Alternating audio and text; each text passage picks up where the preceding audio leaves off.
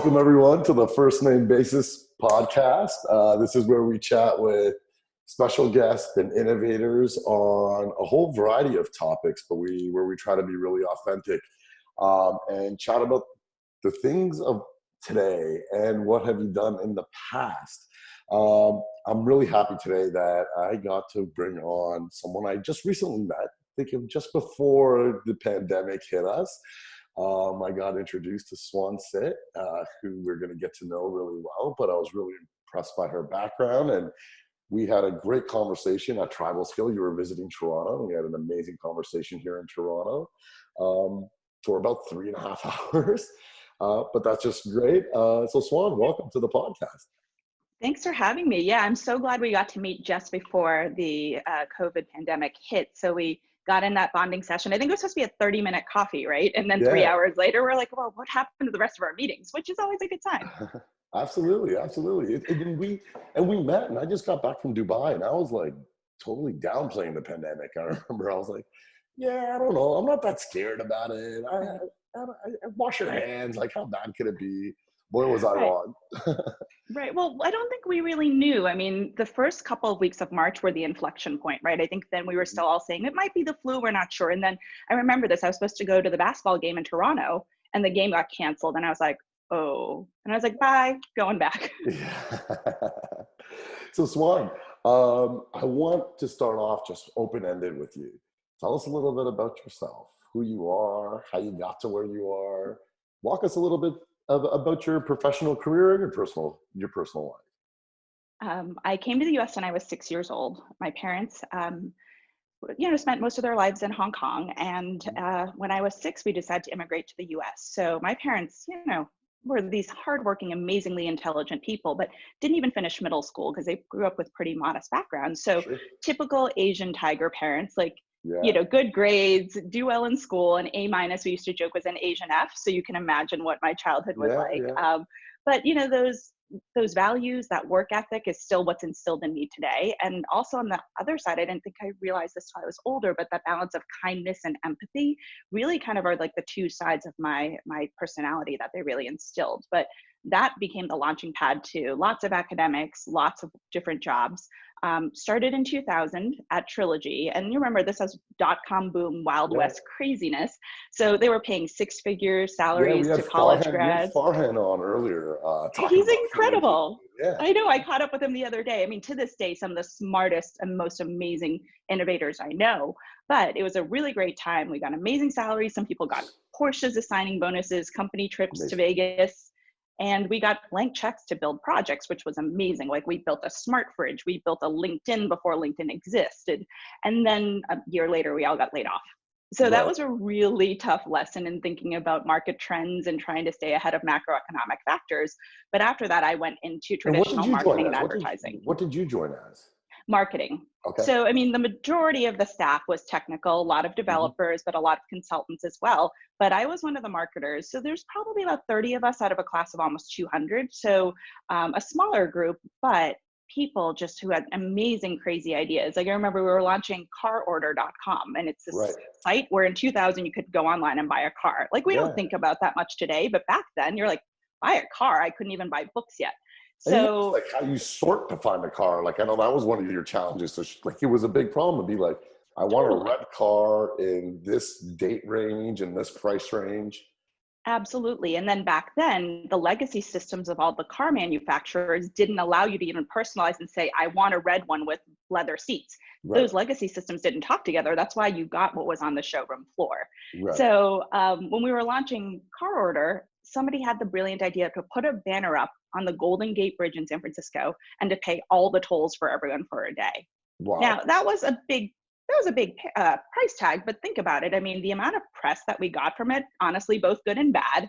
I mean, that was more than the media we could have bought for it. So crazy harebrained ideas. We had a smart fridge where we had weighted panels for your gallon of milk or your eggs. So then every week it'd be like, hey, Sheetal, this is what your fridge inventory is. This is what we recommend you buying. Do you want to add anything else? And then you would kick go. The email would go to your local grocery store. They'd pick and pack your bag, and you just drive through on the way home and just pick up your groceries. That so this sounds is all amazing. We still don't have that today.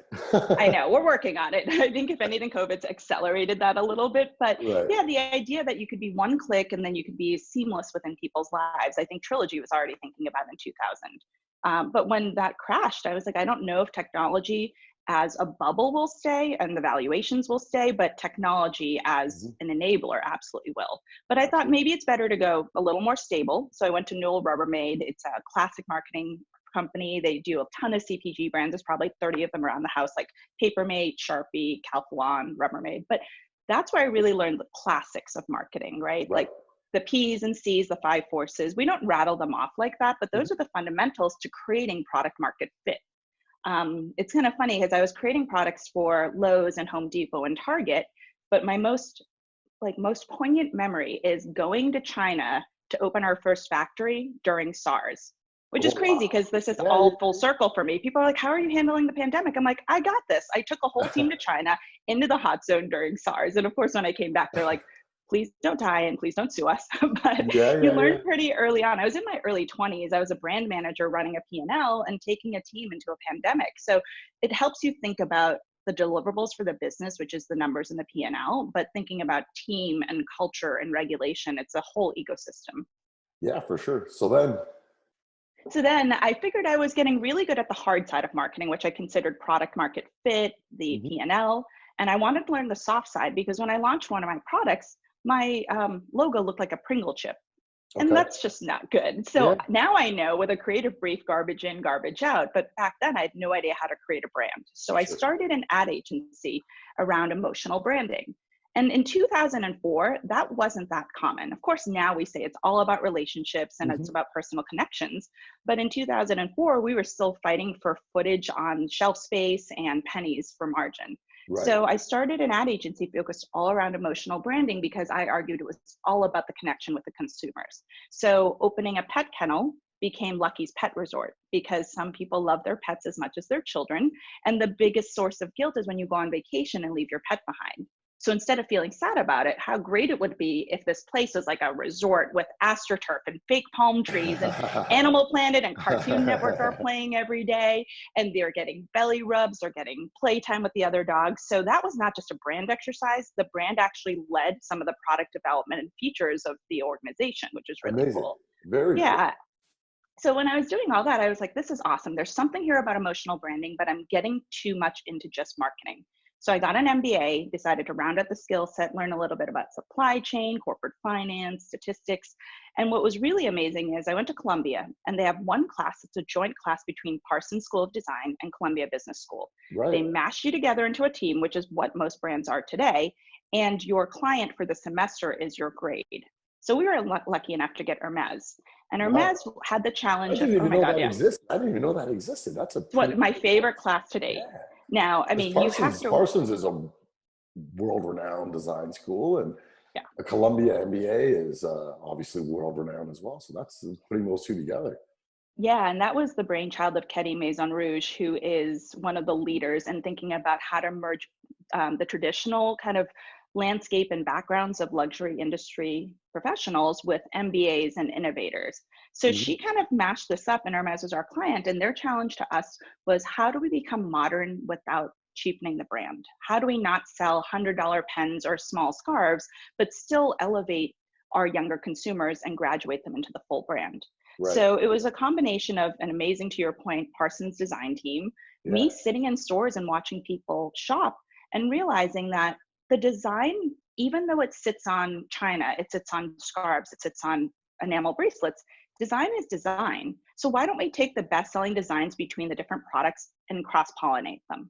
So I simply suggested we take the best-selling china pattern, which it's very expensive to have a 12-person set of china when each plate is a few $100s.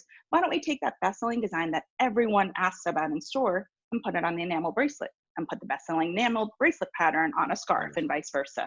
So to this day, that enamel bracelet pattern that we borrowed from the china is the best-selling enamel bracelet design in Hermes's history, and we got it out the door in 8 months. Wow. So I did that as a class project, which is As a insane. married man, it's hard for me to hear about Hermes and what Yeah. the emotional the emotional connection every woman feels to it. It just hurts our wallet pretty bad. Your wife's gonna thank me. Just look at it to the Balcons Decide. It's the best-selling bracelet. But what an honor to work on that brand as a student, right? But then it just Yeah, made me realize that the intersection, though, of the work I was doing in marketing and advertising with thinking about business and growth. I mean, and I need to do more than that. I was getting amazing education in the classroom with the case curriculum, but hmm, then I went to Bain Consulting for a few years because that let me put into practice all the skills I was learning. So sure. Bain was amazing because I got to work across multiple industries from financial services to private equity to confectionery candy. I did Different oil and challenges gas. across different verticals every day. Exactly. But then I also got to play around with what to do within them because there was growth strategy, but then I was at Bain in 2008. So then if you remember with that crash, it was all about re-engineering processes, right-sizing companies. Hmm. So really thinking on both ends of growth to private equity due diligence and then everything in between. So Bain was an incredible learning experience because of the toolkit it gave me. It just allowed me to your point, like across all these industries, like growth is still growth. You have to Yeah, understand some of the mechanics and the levers and the inflection points of what makes something work, but growth is growth. And, diligence is diligence. So that gave me not only a great toolkit, but there's a professional confidence that comes in consulting because you never are an expert in the industry you're working in. And that sure. changes every few months. So being able to kind of do hypothesis-based testing and kind of put an idea out, but then 80-20 to the answer becomes really useful, especially if you're in digital because things change on you every week. Every week. Yeah, absolutely. Yeah. Absolutely. So I at like, this I like, point, I I've like, learned. I like how you elegantly say that. You're like, you're not necessarily, but it's so true in consulting. You don't have to be the subject matter expert. You really know a process to be able to drive that expertise through your client. Right, exactly. The client's the expert in the industry. We're the ones who bring toolkits in, different analysis in, we build huge models, but also learnings from other industries.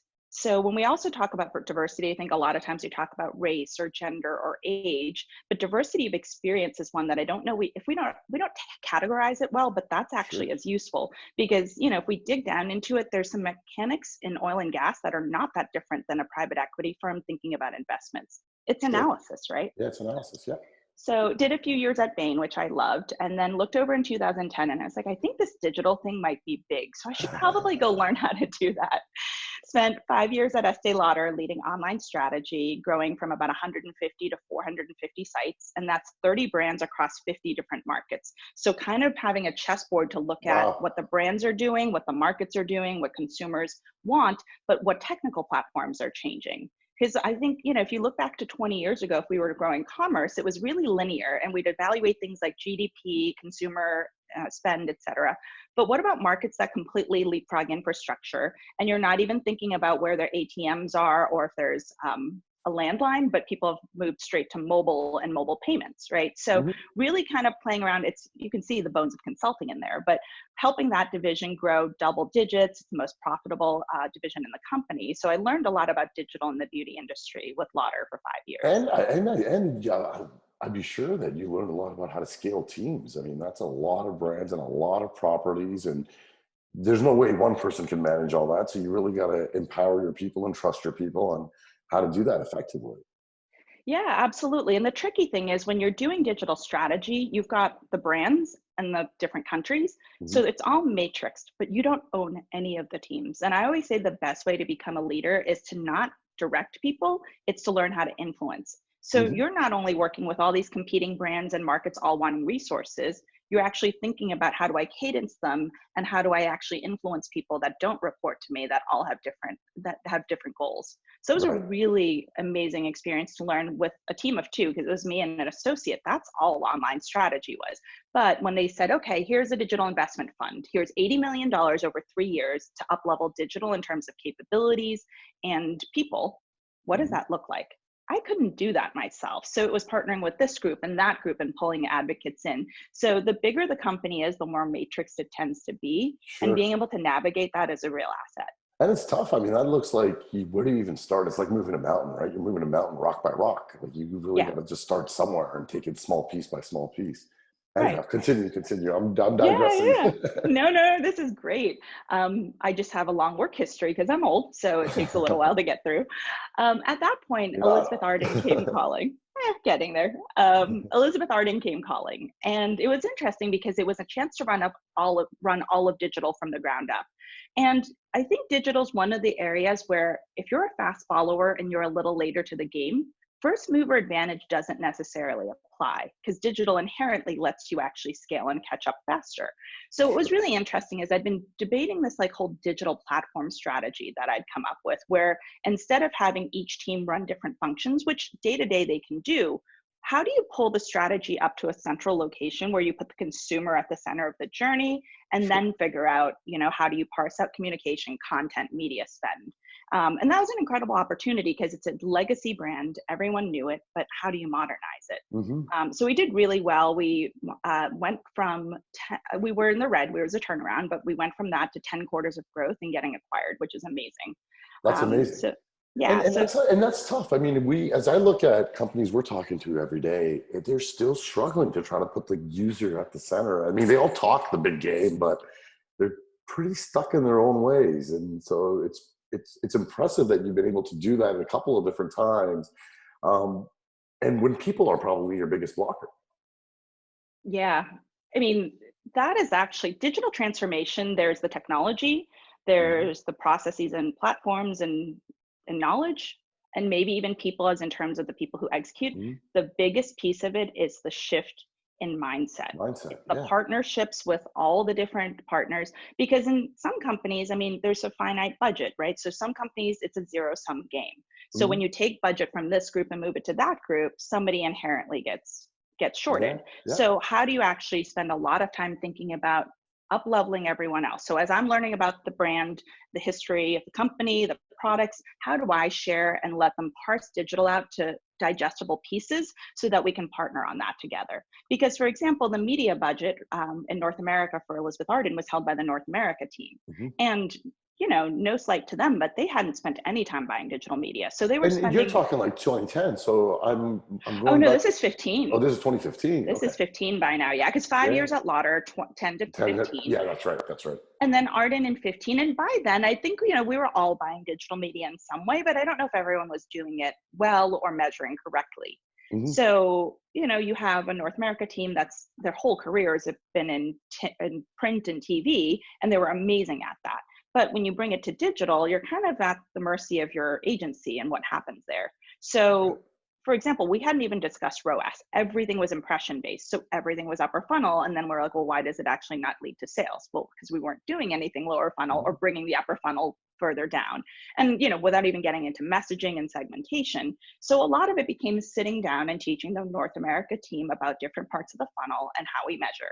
And you can't data dump everything on it, because if they data dumped decades of knowledge on me about product, I would have been lost. Yeah, you're lost. Right. Yeah. So part of it is kind of chunking out digital to digestible segments so that you can educate and bring everyone on board. The other piece, though, is really breaking down silos of performance and incentives, because the way it's set up, if, Macy's.com grows, then sometimes Macy's in stores will suffer, or at least that's the belief. Sure. So if you can round it out and say, as long as Macy grows, the online and offline teams win together, that's the only way you get people to kind of put their incentives on the shelf. Tie the incentives, yeah.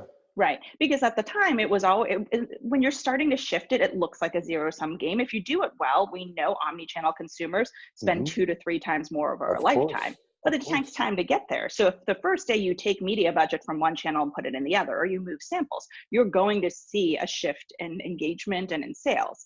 So if you can actually have your CFO, who is an incredible partner for us, rethink how we actually measure what growth looks like, not by channel in terms of online, offline, but by customer or by entire consumer journey, then you actually have a much healthier environment where people aren't competing. So I would argue that's actually the biggest part of digital transformation.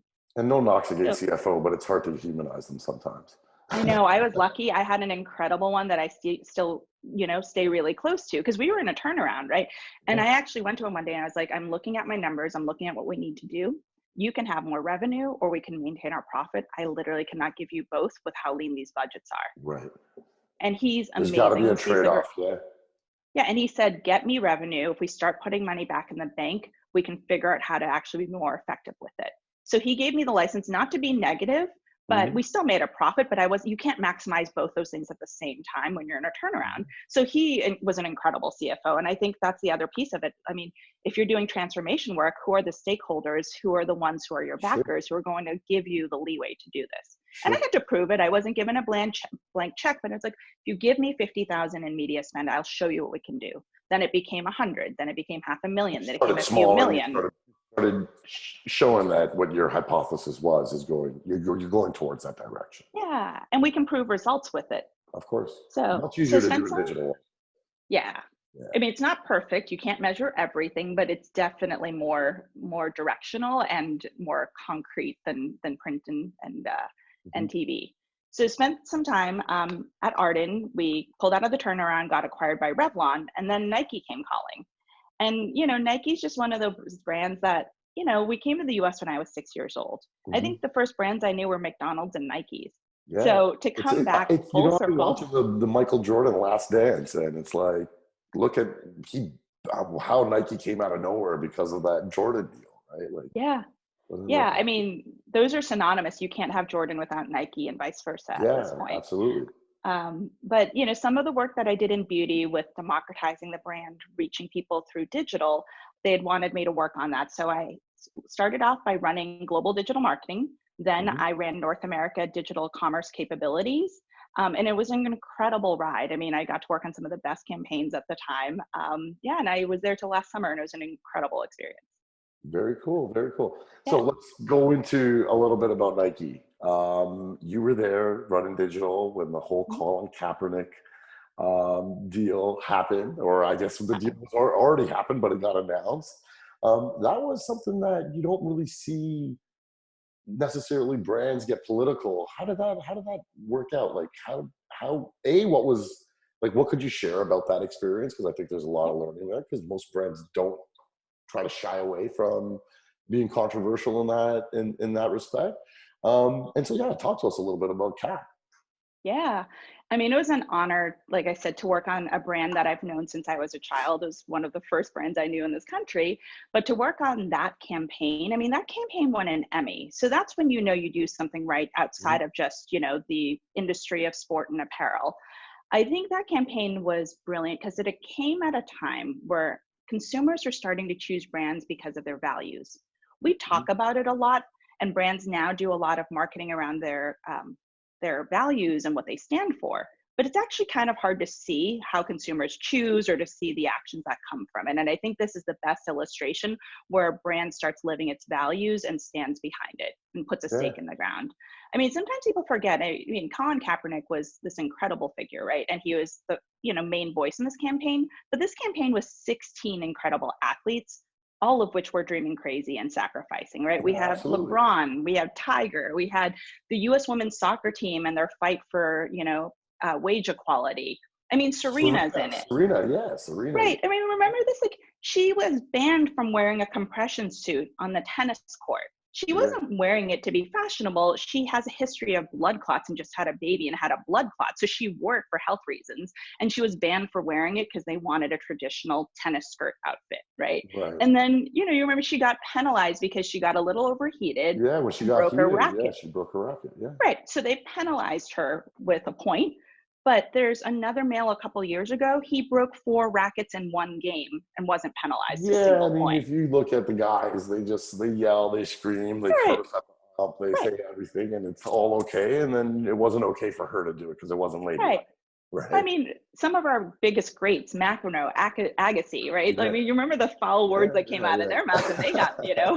she called the ref a thief, right? So, Yeah. but we have Isaiah Bird. He's this 10-year-old kid who was born without legs, who's an incredible wrestler. And Megan Blanc, she's a wheelchair basketball player. I mean, these athletes are setting the trend not only for dreaming big and taking risks, but for taking a stand. And I think that's what that whole ethos of that commercial is about.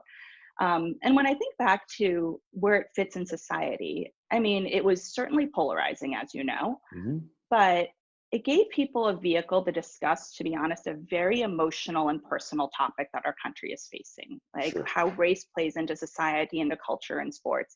And while a brand shouldn't have the right to dictate culture, it absolutely does. Hmm. So here's an example of a brand that decided to use its megaphone and platform to at least surface a conversation. Not everyone agreed with the campaign, and I don't think everyone had to, but if all this served at the minimum as like a container to have a difficult conversation, to start opening dialogue, then it absolutely did its job.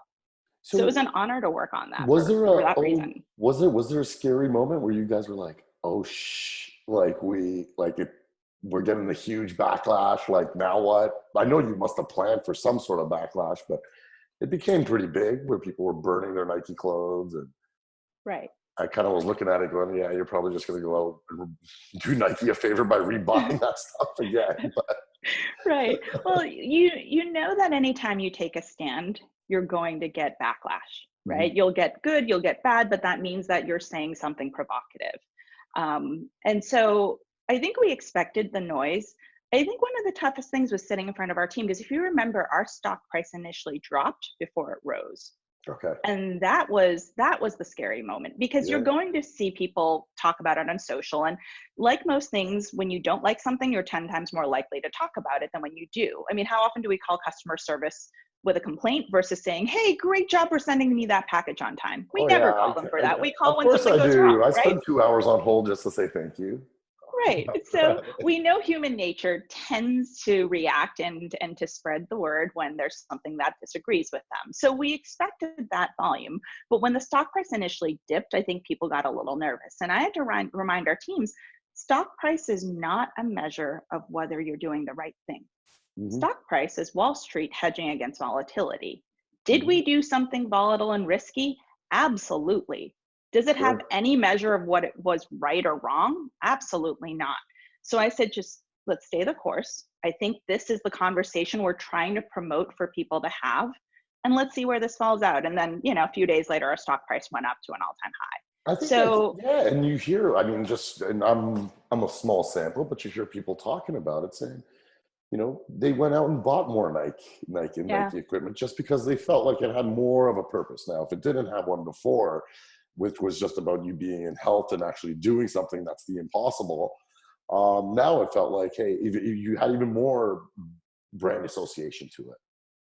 right. I don't think everyone has to agree in modern advertising, right? And Mhm. if everyone agrees, you're probably not saying something important enough or Sure. provocative enough.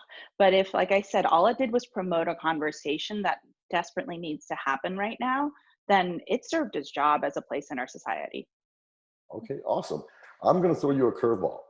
Uh, Yeah. I wanted to start doing something in the segment where I ask you just completely personal questions that are just ridiculous. So I got a couple for you, Do it. but you're gonna have to answer on the spot right away and quick. What's your Oh, dear favorite God. color? Blue. What's your favorite city? You travel all over the world. New York. You have to play a board game. What board game would it be? Clue. No doubt. What TV show are you binge watching right now? Dave with Little Dicky. It's What a is that on Netflix or It's Amazon? on Hulu, but came from FX. So stumbled upon it, and it's like levity. It's silly. It's a little eye-opening, mouth-dropping. But humor is good right now. I was about to watch *Handmaid's Tale*, and somebody's like, "Maybe don't do that right now. Here, go watch this one. It's lighter and funnier." So Awesome, that I did awesome. Tiger King because everyone was doing it, and I I want to did be part Tiger of the King too, and I zeitgeist. want those hours of my life back. I agree with you. I We was might kind be of the unpopular opinion, but everyone seems to love it. I was I felt glad I like a did it with my horrible laptop human. in front of me and was like working, and it was just some noise on in the background. No one in that series was somebody I would have really. I didn't like anybody. I mean, actually, some of the staff from the zoo I did, but Yeah. like the main characters, I'm like, I don't think I like any of those people. And so I think right now it's probably nice to watch things that are funny, that are enlightening and inspirational. That was a little Yeah. heavy for me. So yeah, Dave's there, and then I've got a whole long list of others I haven't gone back to. So it's a good catch up time for me. All right. And the last question, just because I know you travel a lot, as soon as Yeah. you are able to safely travel again, where are you going and why? In terms of like literally first places, probably New York, LA, San Francisco, because my friends are a huge part of my life, and being apart from people for that Sure. long is a little it's a little tough. So being able to give warm hugs and embraces to people I miss would be amazing. Well, throw Toronto on the list. You got to come up I was north. just going to say, Toronto's now in the mix because I loved my week there. I mean, that city just pulses with energy and entrepreneurship and tech now in a way that I just didn't anticipate. But it'd probably be maybe like Galapagos if it's in season. That's been on my bucket list for a little bit. More of Latin America, Panama, Costa Rica, those have been on my list. I almost escaped to Costa Rica and just thought I'd ride this out in a hut somewhere on a beach, but stayed in Boston with my family. That would have been pretty nice. Yeah, I was close. But now I'm in Boston with my family, which I think is the best place to be when you're in a crisis. You get family time. And that's the one thing about this pandemic that I think people need to appreciate more, is that we're actually spending time with our, may not be able to touch some of your loved ones or see them from the end of a driveway or whatever, but we actually do have a lot more time to be, even if it's over Zoom calls, there's no excuse not to be connected to your friends and family. Yeah. And I'm lucky because I'm home with my parents. My dad used to be a chef, so 4 meals a day that are epic. My mom is doing my laundry and taking care of my chores. I'm like, is this what coming home is like? This is amazing. I love it. All right. Well, let's stick to some of your personal stuff. You got a personal mission you were talking to me about, and I want you to share with the audience your personal mission, and you call it democratizing sport. Yeah, I mean, it actually started when I was in the beauty industry. When we were trying to think about how to remodernize Elizabeth Arden, it's a brand that was super recognizable, so high recognition, but really low relevance. So we went on a journey to kind of take a digital brand in a new direction, everything from creating a social media account from the first person I voice. I mean, the founder was amazing. Elizabeth Arden lived over 100 years ago, came from Canada with $60, started making creams at home and selling them door to door. And when she made enough money, she rented a storefront and painted the door red to get foot traffic, which is why it's called the Red Door. Right. She's the first woman on the cover of Time magazine. She practiced yoga and ate clean. She opened the country's first destination wellness spa. She marched with suffragettes on Fifth Avenue for the women's right to vote. I mean, this woman was an icon over 100 years ago. Right. So we said, who would she be if she were alive today? So kind of going back to brands really embodying values, we said if she were alive today, Elizabeth would probably go by Liz, and she would be equal parts amazing businesswoman, equal parts creative. She'd have this cool loft office in downtown Manhattan, and she would be at the front lines of not just business, but also culture, of philanthropy, and all the things that we revolve around today. So we relaunched her social media account as if she were alive today. It's from her viewpoint. You don't see her ever, but you see her hands, her handbag, her office. And the life is basically the aspiration for what we think our modern consumers want and they care about, but with a realistic bent. So one of the things I did in beauty, which is what led me to doing kind of similar things at Nike, was democratizing the view of what beauty should look like. It was always really monochromatic. You'd have women that looked very similar on TV and in magazines, but we know beauty consumers are every size, shape, color, age, race, ethnicity, gender. I mean, it just goes on, the diversity of our customers, but we don't reflect that.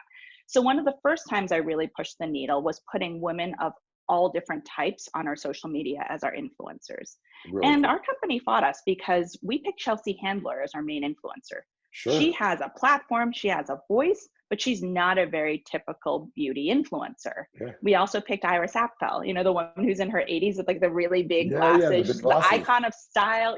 The Met had an exhibition on her style through the century. But when we proposed her as an influencer, people were like, she's kind of old. We're trying to reach a younger consumer. Are you sure you want to go that old? I was like, you guys don't get it. Age is not literal. Like the icons of this generation are from the previous one. Think about Ruth Bader Ginsburg and Betty White and Iris Apfel. So between Chelsea Handler, Iris Apfel, Gabby Fresh, who is a plus size mixed race blogger, Mia Moretti, this cool DJ. I mean, we just had all these amazing women come together and started reflecting what not only our consumers actually look like, but the conversations that they actually had. So it actually propelled Arden forward in terms of social media engagement, made it relevant again, and that with some really smart digital strategy and media is what saved the turnaround. But that's actually the reason why Nike came calling, because when I talked about democratizing beauty, they said, can you come democratize sport? So your question, I'm going to come now full circle back to it, is because you asked, what about this democratizing sport? It actually started with democratizing beauty. But I think it came from when I came to the US when I was 6 years old and landed in Boston. I mean, it was an incredible opportunity for our family, right? The ability in the West to dream big and build your future. Sure. But Boston is a diverse city, but it's a very segregated city. So you see diversity, but only if you go to different neighborhoods. Hmm. And my parents always valued education. So they sent me to a small Catholic school so that I could get a slightly, more like, Hmm. thoughtful and gated education than the public schools at the time, which, struggled with, quality of education, overcrowding, et cetera. Sure. So the problem is, though, you stick an Asian kid in a Catholic school, which is predominantly Caucasian, Italians, and Irish Catholics, you stick out like a sore thumb to begin with. Absolutely. Absolutely. Yeah. Then I wasn't doing myself any favors because I had this weird bowl haircut. I had these big purple glasses, which would be so cool if you were in Brooklyn now. But way back then, I mean, you looked like a weird kid. So I never fit in. No one ever looked like me. And I spent a long time, I think, trying to assimilate, so much so. I did it so well that I think not only do other people forget that I'm not white, I forget that I'm not white. And Right. that's really messed up, right? But Right. that's kind of how you survive, right? It's kind of like thinking about how you like change accents or manners of speaking or talk about different types of activities and hobbies with different groups of people. That's how you kind of make people feel comfortable. Sure. But it was so interesting. I was on this social experiment yesterday, and a friend of mine put 30 people together. You had 8-minute conversations with strangers where you're not allowed to share your name, and you could have any conversation you wanted, Are you which is and you're not sharing your name, and are you no seeing name, no, nope, just voice. just So it's voice? Okay. almost like a confessional booth in some ways, Right. which some Right. people Right. took it in that direction. One particular exercise, and there was no standards of what the conversation had to be, but the partner I had, this woman, I still don't know who it is, said, why don't we just talk for 3 minutes? And then we should tell the other what mental image we have of the other person or what mental model we built around who they are, what they do, where they live, what they Very, look like. it's And almost like that dating show on Netflix, except right now you're yep, doing it. Yeah. unequivocally, Very she interesting. thought I was upper middle class white because she couldn't see me. And it Yeah. was based on my speech patterns, my syntax, choice of words, things I talked about. So this has been a journey I've been thinking about for the past 10 years. I think it started when I got to the beauty industry and I realized, even subconsciously, like no one in these magazines or on these TV shows really looks like me. But we know that Hispanics and Asians and Blacks, they're a huge part of the consumer economy. So how are we missing the boat on this? So I think when I think back to my experiences of never really fitting in, it is probably what propelled me to take the risks, because I could have still done digital transformation with the right content and media dollars Hmm. and the Hmm. strategies. But by changing the image way back in mid 2010, 2015 about what women look like, we actually engaged in a completely different conversation. That moment where the consumer feels like a brand gets them is the magic moment. And when you start putting women together of all walks of life that different people can relate to and have real conversations, Hmm. that's where the magic moments happen. And that's when it actually is a purpose beyond selling products or making a brand relevant. That's human connection. So I think this journey about democratizing, whether it's sport or democratizing beauty, those happen to be the industries I worked in. It came back to empathy and connection and making people feel like, as digital makes this world smaller, how do we help you find people that not just look like you, but might feel the same things as you do and might talk in similar ways? I mean, that connection point makes us feel human and makes us feel not so alone. Yeah, absolutely. I think in my own personal journey also, I don't necessarily, I didn't even necessarily think I'm trying to assimilate, but I find now when I actually bring up my heritage, or if I bring up just the way my mom talks to me, and I Yeah. do it all the time, or my dad just yells at me, which I talk about all the time, I think people actually get But a, sure, but you did something bad. or yeah, well, that's obvious. It's always something bad. But now when I bring that up and I start telling people about it, or even if I imitate their accent, it feels kind of like I would never do that when I was in my teens. I would never do that because I'd be like, oh, it's like I'm making fun of them. Now I've kind of embraced it, being like, that's who they are, and that's how I grew up. And people actually started embracing me, embracing myself and my past and my history even more too. Once I opened up, Absolutely. yeah. I mean, it makes it more relatable. And there's certain things about Chinese culture that are just funny that other people might see, but it might be taboo to talk about. If I'm the first one to talk about how there's still plastic on our TV and on our furniture in our house, and then somebody's like, yeah, my Chinese friends were like that growing up. I'm like, totally get it. It is so Chinese. It just kind of makes us all relatable and breaks down those things. Because I think we do actually, as a society, we're trying to be more careful, trying to be more empathetic and respectful, but it's actually talking about those things that we don't understand that actually breaks down those silos. So I agree, like embracing some of the funny hyperboles about our cultures and sharing why that means For a certain sure. thing, it makes it actually a little bit more comfortable for everyone to participate. There was an inflection point. I was in Miami, and I was sitting with my cousins, and we were sitting in a Burger King out of all places and just having a Burger King in Miami. And this guy comes up to us, and we're all Indian, and we're all sitting there, and he comes up to us, and he came and he asked us, and he goes, "How many of you are engineers or doctors?" And we kind of looked at each other like, is that reverse racism? Like, did he just think that we're supposed to be engineers and doctors now? Like, we went from cab drivers and like Quickie Mart owners to engineers and doctors, and it was an inflection point where we kind of looked at each other and were like, "Whoa, that was pretty cool." Yeah, you could say we all got our PhDs by the time we were 18. Yeah, well, not me. I was a troublemaker in my dad's time. You did something pretty cool. You judged a hackathon in Saudi Arabia, and I want you to talk a little bit about that experience and what that was like. That one was a wild ride because while it was one of the most interesting things I've ever done, I had no idea what I was even getting into. So the shock as it was happening really set in. Um, I was in England, I was in London for work when the opportunity came about, or it was just before, and they said, hey, Saudi Arabia really wants to put itself on the map for tech. So they're Mhm. going to hold the largest hackathon the world's ever seen, Guinness Book of World Everything has to be Records, the biggest. thousands of Everything's people. going to Yeah, be the has biggest. to be Yeah. the biggest, right? And they got all the big tech companies and platforms involved. And I was like, cool, that sounds really amazing. And somebody came and said, do you want to be a mentor? We know you do a lot of advising to startups. You mentor a lot of younger CEOs, et cetera. You'd be great for this. Would you like to participate? I was like, yeah, I'm in, except I'm in London and you guys have a 3-day event of which I can only make the last day. And they're like, don't worry about it. We'll sort it out. So I'm in London and they come to my hotel and somebody from the Saudi embassy says, can I have your passport? I hand it to him and he's like, cool, bye. And he just left. That Like, sounds pretty I don't scary, have, though. right. So at the time he just took my passport. I'm like, if I don't know the guy's name, I don't know the guy's number.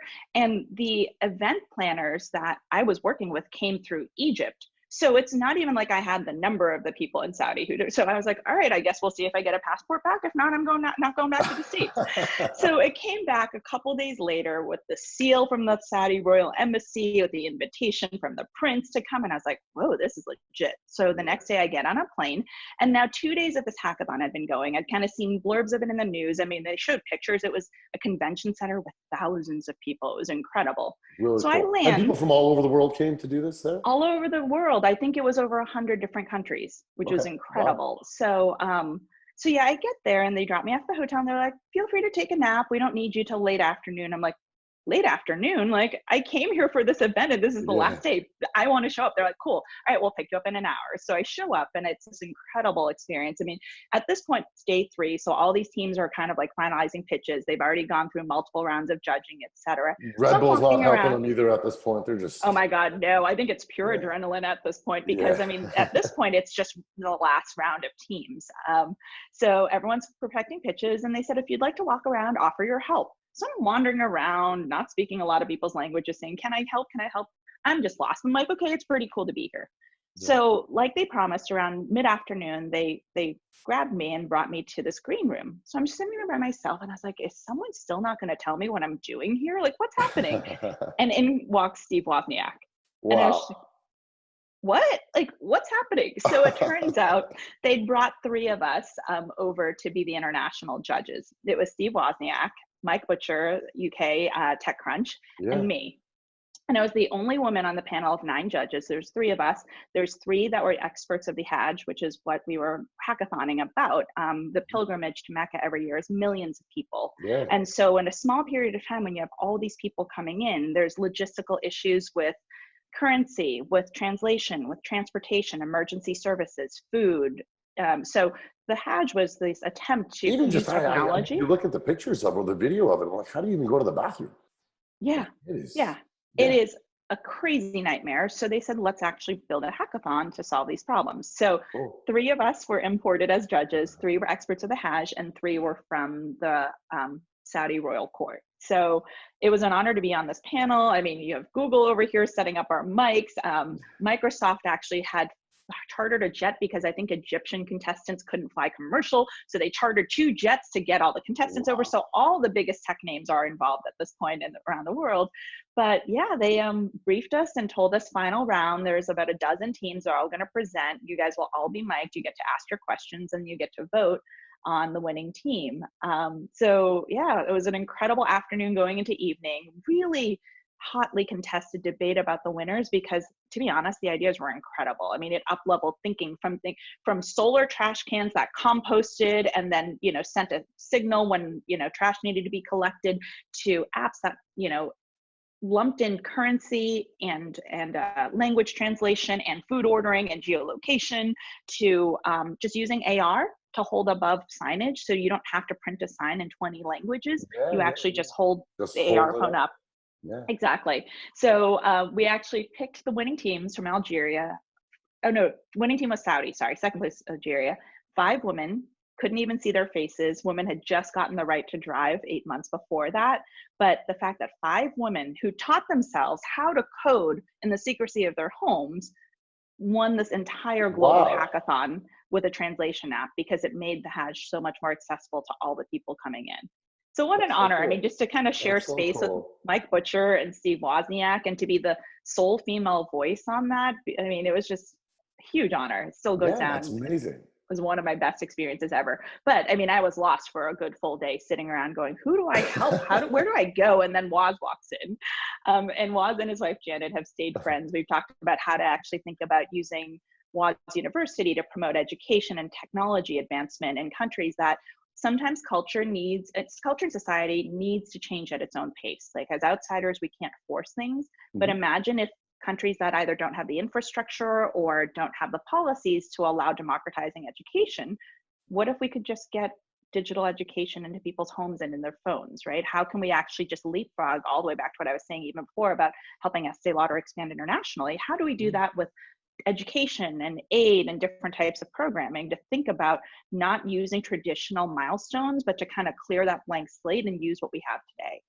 You know, it's so cool. It's when you talk about education, and we're obviously going through a rapid change right now where education is going to have to be already altered in the way we do it from the traditional sense. Just because you can't have all these students on campus now, and so they're finding out different ways. But I don't know if you're familiar with Sesame Street and what Sesame Street did. Like they knew that kids, even in like parts of India that are, you know, the slums of India, had access to their parents' like little phones, and so they started actually building educational applications on these for like very low-end phones, and started saying, hey, we can actually democratize education this way so that everybody could start learning. It goes right to your narrative of how we could start getting even more and more, using the tools that we got to get even more and more of a level playing field out there. Absolutely. I'm on the board of a nonprofit called Impact. And it's a similar model, but even lower tech than that, because we don't assume that everyone has a cell phone, even though that's actually becoming more prevalent. But in Zambia, we give each teacher a tablet preloaded with lesson plans and a projector. And a lot of these teachers in these rural communities may not have been trained and may not have finished to a full level of schooling themselves. So the challenge of teaching without books or without your own education is pretty tough. So these tablets already have lesson plans that are in line with the UN's Millennium Education Development Goals. But then they've got the tablet, they've got a projector, and they've got coaches. So each group of teachers gets a teacher. So you teach the teachers as you go. And that ride-along program, I mean, we do have some solar panels so you can charge the projector and the tablet, but it's 2 devices. So it's actually even more low-tech than expecting everyone to have a mobile phone in their house. But the idea, though, is that the quality of education in the rural areas is completely up-leveled. And we started with like 15 schools, half of which we built because no one would take our idea, half of which we retrofit with this. But now we got a $2 million grant to scale up to 85 schools because our kids were testing so much better that they said, all right, let's prove this model out at scale. And if it works for 85 schools and the kids sustain better testing results than the urban schools with trained teachers and massive budgets and training, if these kids just test just as well, we would love this to be the new standard of teaching in rural economies all over the world, because it shows you don't have to have density of population in order to concentrate education. And I think this epidemic has actually taught us that density of urban places may actually not be as popular as we think. So it's even more of a need to democratize, whether it's education, services, access. I mean, there's so many things that we could use these models for. So I love how education might be the starting point, but it is so much broader than that. Oh, of course, 100%. The Sesame research, I'll actually find it and post it online for everyone. But yeah, I'd love to see it. Yeah, it was pretty cool. They actually took like an old school laptop and they just stuck it into a wall so nobody could steal it. And they just left it there, and kids would come and started teaching themselves on how to use it and started learning things. And like it was connected to an internet. They didn't know what internet was, and they started learning a whole bunch of stuff. And yeah, it's really, really cool. That's awesome. I mean, kids are sponges, right? Think about when we played with Legos and all the learning toys that we had. If you put things in a kid's hands, they figure it out. It is so remarkable to figure out what they learn. I mean, you have kids that actually know how to use tablets before they know how to use how to read books. Like you've seen the kids try to like they swipe their TVs, or they try to swipe their TVs.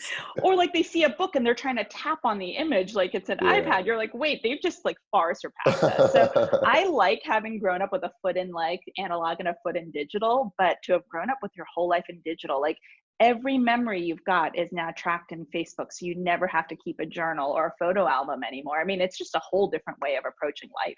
Yeah, for sure. Let's switch gears. I know we're coming to the top of the hour, but I wanted to switch gears. One of the notes that I got about you is that you've traveled to 87 countries. I didn't even know that. Tell us a little bit about your travels. What you find? I think you have here North Korea was one of your places you've traveled. Explain North Korea to us. How'd you even end up there? I was doing a lot of work in China when we were at Estee Lauder, at Elizabeth Arden. We were growing those brands in China on Alibaba, Taobao, Tmall. So maybe like every quarter or two, I'd end up in China. And I always use my business trips as jumping off points to take a mini vacation afterwards and see somewhere I've never been. Yeah. So I was in China, I was in Beijing, and a friend of mine had told me, you can get into North Korea if you actually do all the paperwork through China and an accredited tour agency. So I started looking into it and I was like, okay, let's check it out. I went on a 5-day trip and I went solo, which is the other kind of crazy thing, but no one was going to fly from the US to come to North Korea for 5 days, but I was in Beijing, so I hopped over. But it's such a fascinating part of the world. I mean, it's the most hermetic country. We hear lots of stories in the news, but I was so curious what was behind the curtain. So it was a fascinating trip. I think, you can expect some of the usual elements of, the trip is very scheduled. I mean, you're never by yourself. So unless I was in the bathroom or in my hotel room, I always had a tour guide escort with me. Okay. And it is very scheduled and regimented about what you see, everything from the history museum to this memorial to et cetera. So in those ways, like you kind of expected a very manufactured experience and a very specific message. But it was super interesting to peek behind the curtain sometimes because you just realize there's certain things that are really interesting. Like, for example, they took us to the subway and we got to ride the subway 2 stops. The subway's beautiful. It looks like a Paris metro car, and it's the deepest subway underground in the world because they love breaking world records. So their Washington Monument obelisk thing is actually like 1 brick higher than the DC Washington Monument. The subway is just a little deeper than the other, the deepest subway under the world. So we went down and we rode in. It was beautiful. There's chandeliers, there's murals all over the walls. It is a gorgeous experience. But I saw all these people in the lobby that weren't riding the subway. They were just hanging out in the lobby. And I was so curious. I was like, why are all these people here? And of course, we stuck out like sore thumbs because even though I'm Asian, I look very different. I look very Western. And there's 2 other Caucasians on the trip that they ended up pairing me with. And so everyone was staring at us. I'm like, well, they didn't come here for us. Why are people just hanging out by the turnstiles? And they said, oh, because the subway stations are heated. So there's a lot of, as Oh, scheduled as your trip is, there's a lot you can infer and understand from where that economy is and where it's still developing. And we were there in the dead of winter, so you can kind of see why people would be like riding their little trikes and hanging out in the subway yeah. station. Other things like the history museum. I mean, there's a lot of, history is told by its victors, right? We know that Mhm. that's nothing new. But when you're the victor in that country, you tell your side of the story. So it was such an interesting balance to understanding all those things that happened. Going to the demilitarized zone, the DMZ, and sitting on the North Korea side and seeing tourists on the South Korea side was super wild. Wow. But the things I really loved about it, and it's actually why I love traveling in general, it's understanding people no matter what culture or political system they came Sure. from. Absolutely. It's, desires and dreams, it's food, it's culture, how you break bread. And there's certain universal things like music and food that you're always going to bond on. So just understanding, like, we always say North Korea versus South Korea, but to them they're just Koreans. And everyone asked me about the food, I'm like, it was Korean food, it was rice and soup, and it was good. I mean, it was food. Now, I did have dog there. That was a little controversial. It wasn't anyone's Okay. pet, but it's something that is part of their cuisine. So I ate that because I believe when in Rome, do as the Romans Yeah, yeah, do. yeah. But it's immersing in that. And what I really learned was, like, a lot of this is an artificial divide, like most places and problems in the world. It's an artificial divide. Of It's course. problems we've created for ourselves. And the most beautiful part of it is when they talk about the reunification project is how amazing would it be if families got to reunite someday across those borders. Yeah, of course. Of course. So, that's probably an outlier of most of my travel experiences. Yeah. But again, it's about empathy. It's about connection and realizing that we're one human race. I mean, that's even the reason why I do space explorations projects, right? I mean, work with Worldview and Virgin Galactic and like just thinking about when we actually see the world as one, it is so much smaller and our differences are negligible. So Yeah, whether it comes absolutely. from travel, Absolutely. comes from thinking about commercial space exploration, or dancing to different music or eating certain cuisines and breaking bread together, we're just one people. Absolutely. I So agree with you. Well, you're going to have to take me around. You're going to be like my personal Anthony Bourdain. where do you want to go? I don't know. You're going to surprise me. I'm going to jump on a plane as soon as we're allowed. I will take you up on that challenge. You come with a blank passport and then we will find somewhere to go. I will do And it that. is always good food. I love it. We'll have good food, good drinks. We'll meet cool people. And that's the best Yeah, part. that's the Some of best those part. experiences of people you meet in the most random places, it's so magical. I was running around Nepal, and when I was in Tibet, I was visiting Patala, and I had these prayer beads, and Patala is where the Dalai Lama spent most of his Mhm. time. So the monks there bless these beads, which is the most magical experience. There's chanting and drums. So when I got to Nepal and I was in Kathmandu, I searched the monastery because I bought a bunch of prayer beads to bring to friends and family, For sure. and I wanted them to bless it before I took it up to Everspace Camp and had them blessed there. So I found these monks and asked them to do a blessing, which they were so kind to do. But then I rolled around with them for like a day or two. They were my homies. They were like, we're going to take you all through Nepal. We want to take you here to eat. They were my personal tour guides throughout Kathmandu.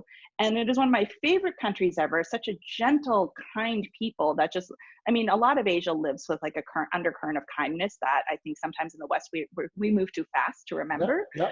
But, And we're just too these tied up with monks, so many superficial things. Like when you go and yeah, chill with monks, and it's just about the good food and the land where they live. And yeah. And understanding that are connected spirits. So I'm not a particularly religious person, but when you spend time with monks who are able to kind of think about modern life in some of those mhm. basics of kindness and that connectivity, it just kind of resets your spirituality. So like the people you meet, like, yeah, now I have a bunch of monks on as Facebook friends from Nepal, and they're always The like, monks how's are it on going Facebook. over there? That's pretty cool. Facebook, Instagram, they're always messaging me, Oh, they're sending me updates on what they're doing. I mean, it's pretty awesome. that's awesome. That's awesome. Swan, we're at the top of the hour.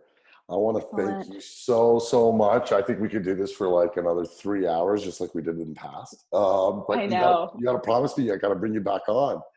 I Um, would love to do it. I mean, I was trying to think about what am I going to talk about? And like I said, we talked for 3 hours the first time we really sat down yeah, of together. So this course. is one first of many conversations we'll have. Yeah. Well, thank you, Jesse, by the way, for making the intro. I'll give him a special shout Yeah, out. good people. Jesse's amazing. Swan, thanks for coming on. This podcast is available on Spotify, Apple, YouTube, Facebook, LinkedIn. I don't know. It's everywhere. You're everywhere. You are really good at your job. You are everywhere.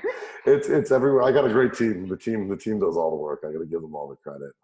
I'm just the lucky one who gets to sit here and learn from you. So that's awesome. Oh, it's an honor here. And someday I'm going to flip this around and put you in the hot seat because I learned so much from you.